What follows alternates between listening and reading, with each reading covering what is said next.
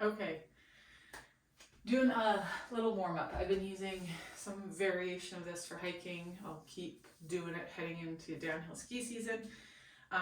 Great for walking. Again, just the sensory input into the feet.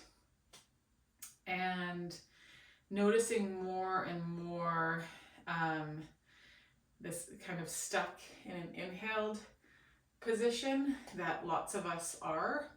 And seeing if we can get some more flexion, internal rotation, exhalation. Okay, so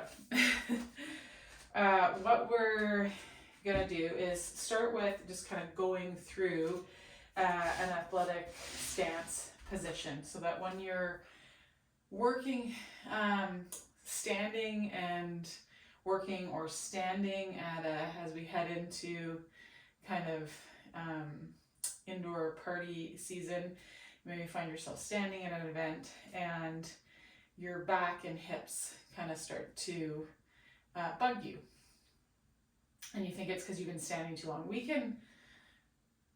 can stand for hours and hours and hours. We can also sit for hours and hours and hours to no detriment to our body if it's well cared for and it's getting everything that it needs. Having to sit for 8 hours in front of the computer shouldn't wreck us, not even close. And so this is a position I see we're so quick to like stand up, and then gravity is acting on us. And so instead, I've been playing with using gravity, using the fact that it's acting on me, and pulling myself down a little bit so that I'm in more of a athletic stance, ready to go in any direction. Okay, and I've noticed it's made a big difference, like I said, in my hiking, last year in my downhill skiing, and I'm looking forward to this year's downhill ski season. So let's just walk through kind of what an athletic stance is. So the first thing you're going to do is just relax your ankles, relax your knees, relax your hips.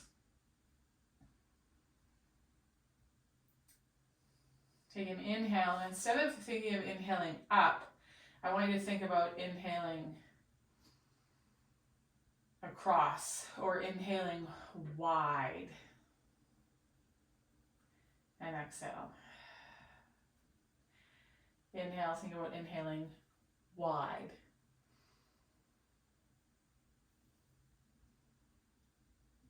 Okay? Now what you're going to do is feel your feet on the floor. You want to be on a hard enough surface. If this was a Pilates mat, it'd be too squishy, but it's quite a thin, dense yoga mat. And I'm going to shift my center of gravity, which is like my pelvis, up to my shoulders primarily. That's like 2/3 of my mass. I'm going to shift it forward to the point where I feel the bones of my heels start to get light, but my skin of my heels doesn't lift off the ground. I don't get any kind of grippy back here. And then I'm going to shift back and do the same thing to where the bones at the front of my foot get a little lighter, but the skin doesn't come off the ground. And so it's not a big movement. And I'm just going to shift forward and back a few times between those two places.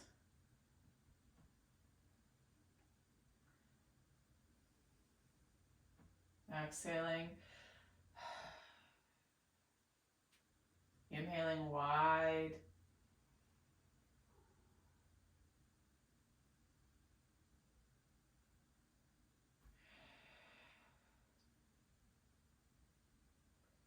Inhaling wide.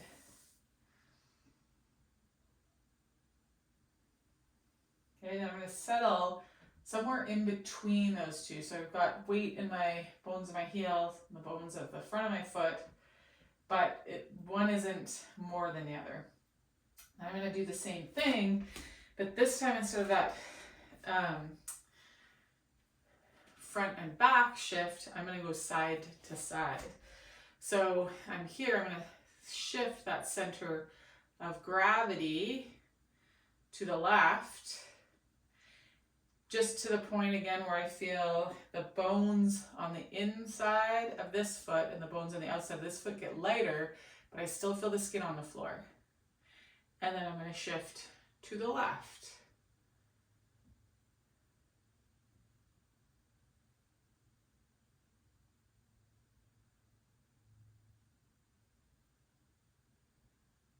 Okay, I'm just going to shift side to side a few times. I want to kind of notice how my shins move, how my thighs move with this side to side. And it isn't just the pelvis, it's like nose, sternum, navel, pubis. So you'll see the seam of my pants gets closer to the inside of this leg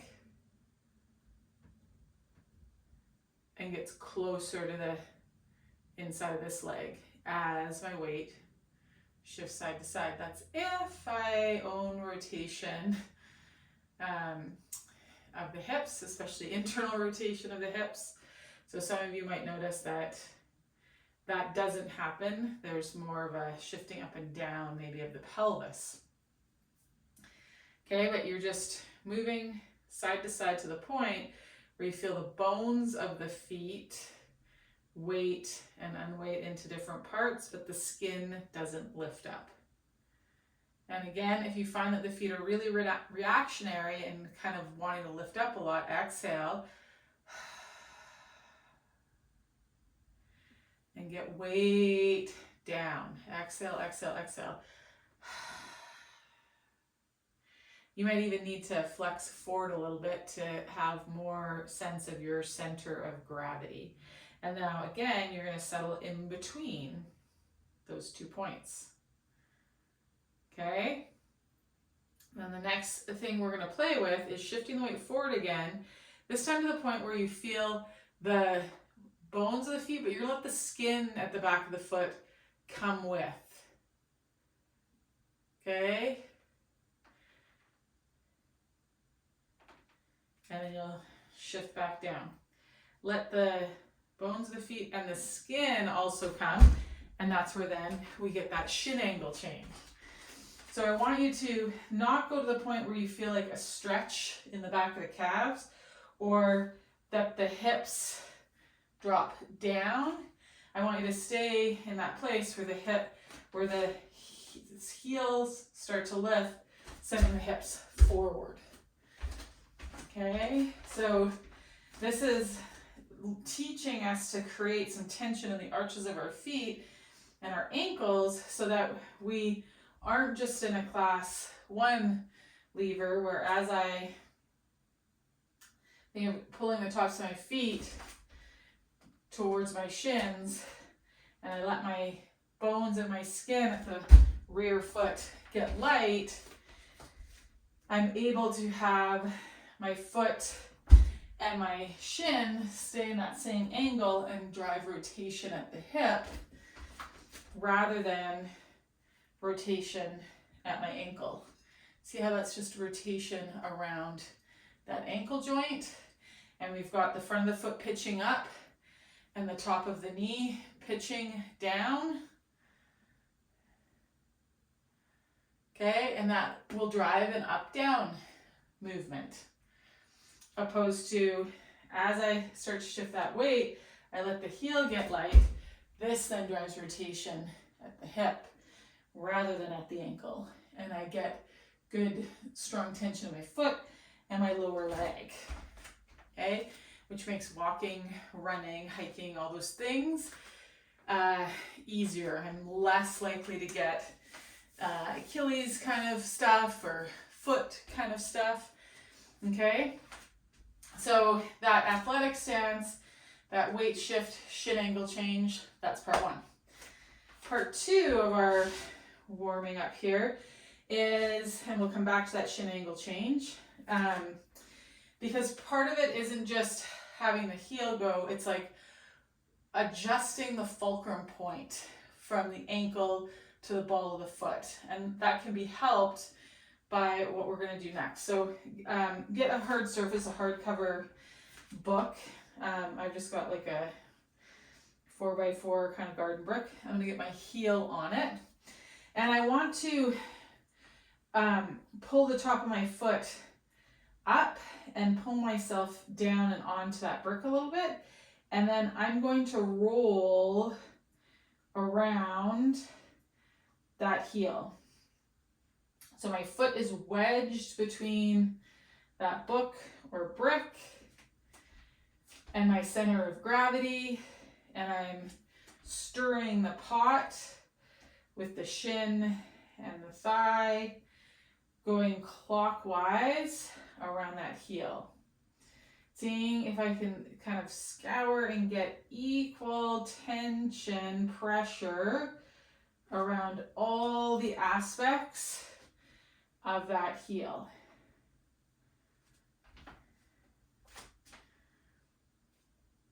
Okay, and we're meant to roll over that heel. So if you need to move your other foot, move that other foot, and then you're going to go in the other direction.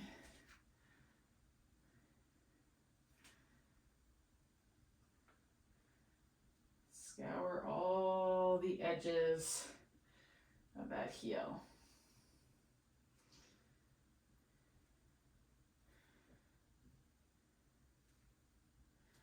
Good. Okay, stand on that leg for a second. Find that athletic stance. You might just feel an ability to kind of go down on that leg that we've gone around that heel. So we're going to do the same thing, but with the ball of the foot.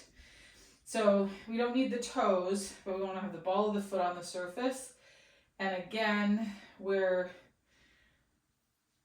scouring around the ball of that foot.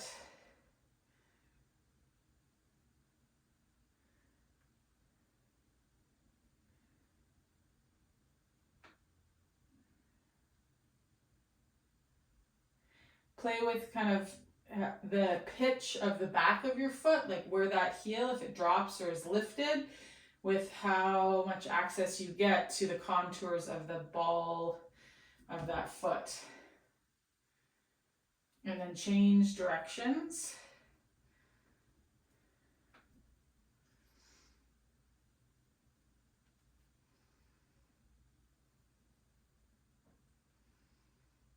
And some of us have been lifting up off our feet for a long time, so this can be very sensation filled in the foot and in the ankle. So don't be alarmed by that. Okay, let that go. Come to standing. Okay, then you're going to get two surfaces, roughly the same height.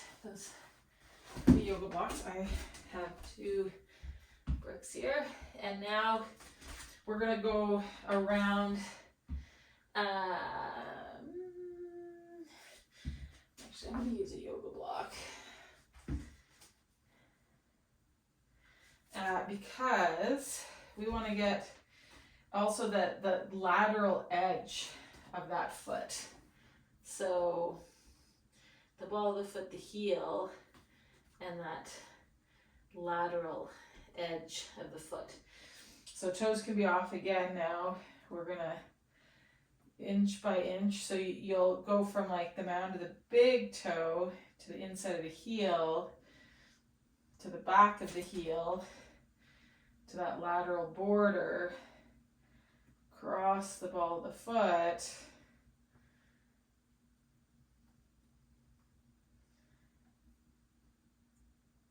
so now we're going to do something a little different in that I want you to kind of feel the middle of the foot and think about going center of the heel to the middle of the ball of the foot out to the outside edge.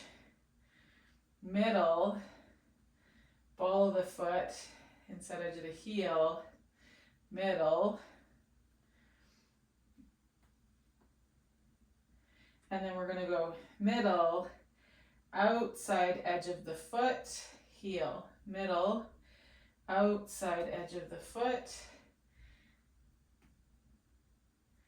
and then heel, outside edge of the foot, middle, heel, outside edge of the foot, middle. Now we're going to kind of do a figure 8. So once we get to that heel, then we're going to go up the middle, inside edge. Okay, outside edge, down the middle, up the middle, inside edge. Outside edge, down the middle, up the middle, inside edge. Outside edge, down the middle, up the middle, inside edge. Good, just stand on both your legs. You'll probably feel just a lot more kind of integrated on that one side.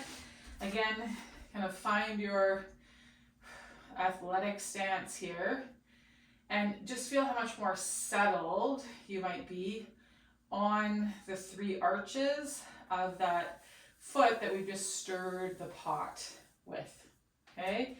So I'm going to invite you to stir the pot on that other side and then go for a walk or do some sets of squats or some sets of lunges and just see how things feel having woken up the feet, the legs, the hips a little bit using the stir the pot exploration. And next time you're at a party, think of, instead of standing up, exhale, stand down, find your athletic stance a bit and just notice how that changes, how standing feels for longer periods of time.